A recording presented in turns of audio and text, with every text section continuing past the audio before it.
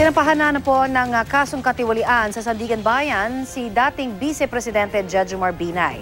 At may ulat on the spot si Sandra Aguinaldo. Sandra? Yes, Connie, tama ka. 14 na kaso ang isinampa ngayon laban kay dating Vice President Jejomar Binay sa Sandigan Bayan. 4 counts ng violation ng anti-graft law, 1 count ng malversation of public funds, at 9 counts ng falsification. Sa kaso ng malversation at 2 kaso ng graft, ay kasama ni Binay na nakasuhan ng kanyang anak na si dating Makati Mayor Junjun Binay. Nakasuhan din ng ilang opisyal ng Makati City Hall. Kaugnay ito, Connie, ng umano'y maanumalyang pagtatayo ng Makati City Hall Building 2.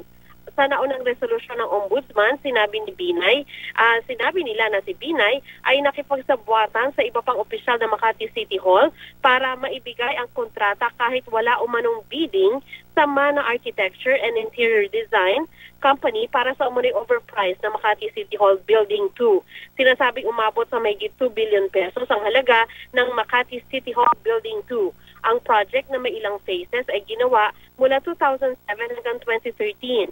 Meron pang plunder complaints, Connie, na nakabinbin ngayon at iniimbestiga ng Ombudsman laban dito kay dating Vice President Binay.